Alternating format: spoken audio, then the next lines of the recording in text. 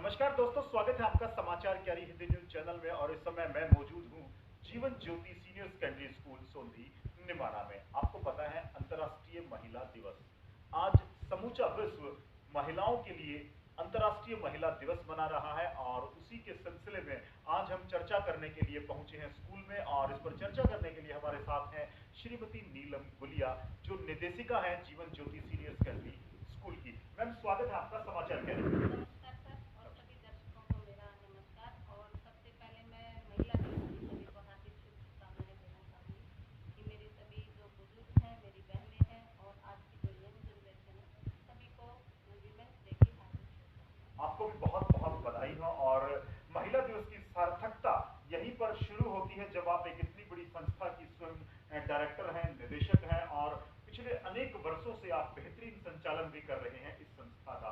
तो किस तरह का कार्यक्रम रहेगा? मैं जीवन ज्योति स्कूल की बात करूं, आप हर वर्ष एक कार्यक्रम आयोजित करते हैं महिलाओं को लेकर के। इस बार की क्या थीम रहेगी और क्या तैयारियां की हैं जीवन ज्योति ने?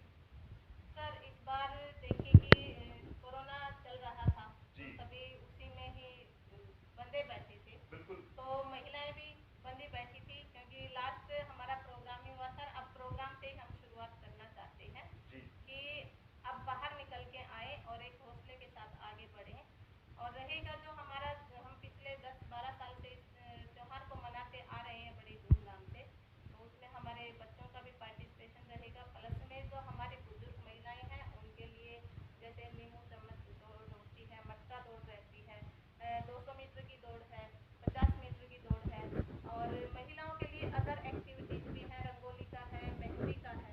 तो वो सभी भी हमारे यहाँ पर हम हर साल जितनी भी एक्टिविटी करवाते हैं वो सभी रहेंगी। उसके साथ में कुछ प्रश्नोत्तरी का भी हमने रखा है इस बार, जी अलग हट के, जी कि हाँ, हम देखना चाह रहे कि हमारी जो माताएं हैं, हमारी जो बहनें हैं और जो आज की यंग जनरेशन है, वो कितना अपने आप को अपडेट किया है उन्होंने कोरोना काल में। चलिए, ये तो रही आपके कार्यक्रम की तैयारी। वर्तमान में नीलम जी, आप एक वेल एजुकेटेड भी हैं और आपने इस तरह की इतनी बड़ी संस्था को सफल संचालित किया है।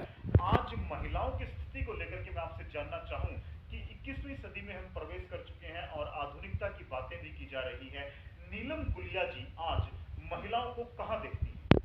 सर देखिए, ये तो सभी को पता है कि महिलाएं आज किसी भी फील्ड में पीछे नहीं है। जी और पुरुषों के साथ में कंधे से कंधा मिलाकर नहीं, बल्कि उनसे आगे चल रही है। देखिए, सबसे पहले तो घर की जो मैनेजमेंट होती है वहीं से शुरुआत होती है। कि आज हम ये कहें, किसी पुरुष को कहें कि एक दिन घर को संभाल लीजिए, तो नहीं संभाल पाएंगे। जी लेकिन एक महिला अगर वो बाहर जॉब कर रही है, वो घर भी संभाल रही है और अपनी रिश्तेदारियों को भी संभालती है, प्लस में वो जॉब भी कर रही है, तो मैनेजमेंट पावर तो है ही महिलाओं के पास। अच्छा नीलम जी, जो मैं बात करूं धरातल की, मैं बात करूं आज भी ग्रामीण क्षेत्र में, विशेष तौर से हम और आप सब लोग ग्रामीण क्षेत्र से जुड़े रहे हैं। वैसे भी भारत में 70% लोग जो है वो कृषि और ग्रामीण क्षेत्र पर आधारित हैं। आज भी प्रथा प्रथा, दहेज प्रथा और जो लिंगानुपात है, जो असमानता है, लिंग में जो असमानता है, उसको लेकर के भी जो तमाम चीजें हैं, रिकॉर्ड्स हैं, वो हैं। तो आपकी नजर में ये कब तक सुधार हो पाएगा और ये जो चीजें हैं, सामाजिक कुरीतियां हैं, बुराइयां हैं, इन पर कैसे लगाम लगाई जा सकती है? सर, उसके लिए जागरूक होना पड़ेगा। जी और मैं ये कहूँगी कि महिलाओं को आगे आना पड़ेगा और हर किसी को अपनी एक ड्यूटी समझनी पड़ेगी। कि जैसे लिंगानुपात की बात है कि जैसे कि डाउन जा रहा है, कुछ जज्जर में भी एक दो गांव है जहाँ पर कि पीछे पिछड़ रहे हैं उसमें जी जी लिंगानुपात के मामले जी में। तो उसमें हम महिलाओं को ही आगे जागरूक होकर आगे आना पड़ेगा। हमें अपनी बहनों को समझाना पड़ेगा कि बेटियां जो है बेटों से कम नहीं है। वेरी अगर गुड। हमारे पास 4 बेटे हैं और उसकी जगह अगर एक बेटी है, तो वो एक बेटी हमारा इतना कुछ कर जाएगी। अगर उसको हम सही परवरिश करेंगे, सही शिक्षा देंगे, तो वो हमारा आगे नाम रोशन कर सकती है। तो बेटियों के मामले में मैं ये कहूँगी कि महिलाओं को ही आगे आना पड़ेगा और बेटियों को अच्छी एजुकेशन दिलानी पड़ेगी और आगे निकालना पड़ेगा। तो जागरूकता सबसे पहले ज़रूरी है कि हमें जागरूक बनना पड़ेगा और सरकार के साथ साथ हम सभी को सहयोग करना पड़ेगा। एक सरकार ने अपना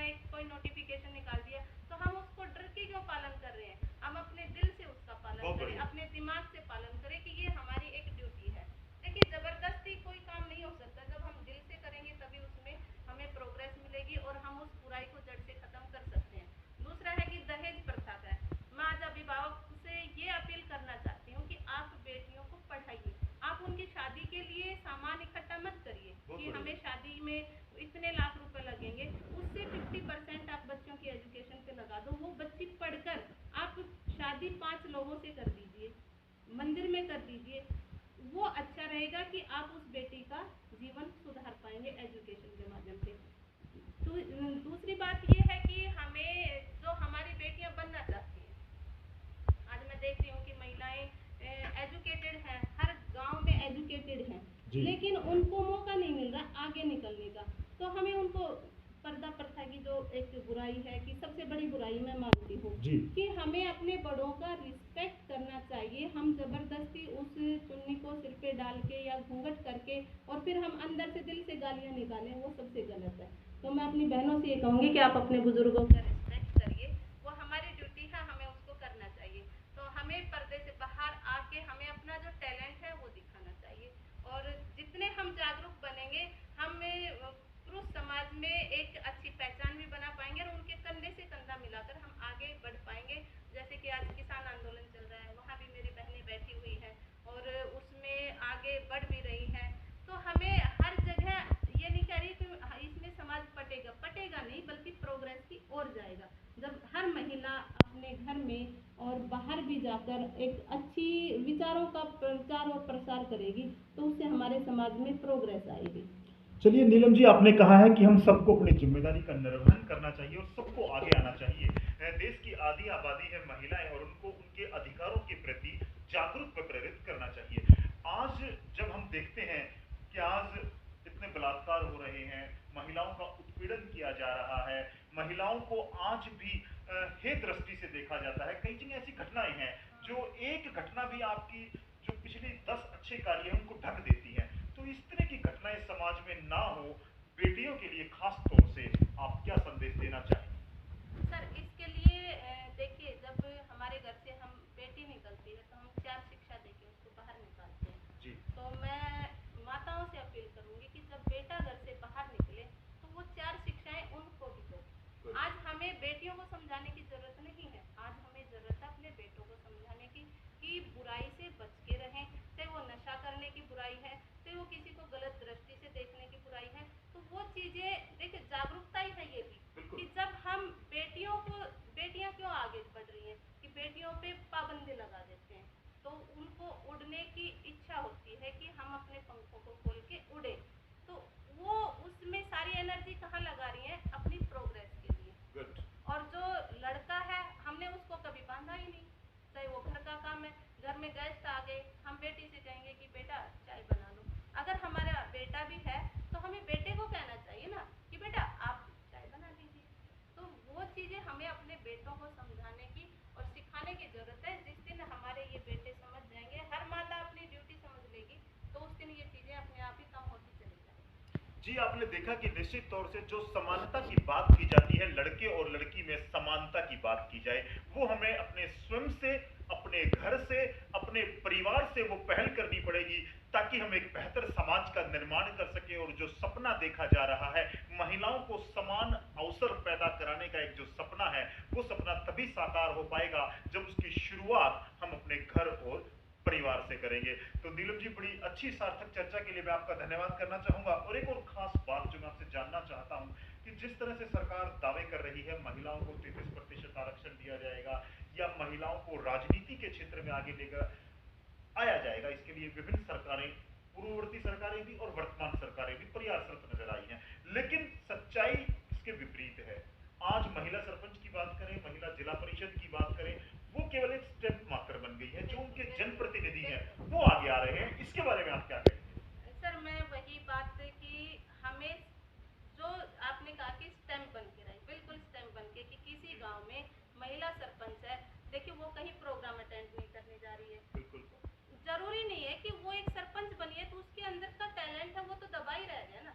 तो उसके टैलेंट को बाहर निकालिए, उसके विचारों को बाहर निकालिए। तो हमें स्टैम्प वाला काम नहीं करवाना है, चाहे वो सरपंच है, चाहे वो पार्षद है, चाहे वो देश की प्रधानमंत्री है, कोई भी है। हमें स्टैम्प की जगह महिलाओं को यूज ना करके उनका जो वास्तविक हक है उसे उनको देके चलना पड़ेगा। और उसके लिए हमें प्रयास तो करने ही है। और हो सकता है कि हमें बहुत अच्छे विचार मिलने लग जाए और हमारे समाज में, क्योंकि जब महिलाओं पर ये ड्यूटी आएगी समाज सुधारने वाली, तो ऑटोमेटिक है वो सबसे पहले अपने बेटे को सुधारेगी, अपने आसपास को सुधारेगी, अपने रिश्तेदारों को सुधारेगी, क्योंकि उसको वो जिम्मेदारी आ गई कि एक नोटिफिकेशन आ गया कि इस साल में कितने प्रतिशत ऐसे लोग हैं जिन्होंने नशा की लत को छोड़ा, कितने प्रतिशत ऐसे युवा हैं जो रोजगार की तरफ बढ़े हैं। तो आज हम सरकार पर ही क्यों डिपेंड रह रहे हैं? आज हम अपना भी तो अपना कुछ काम धंधा शुरू कर सकते हैं। तो उसके लिए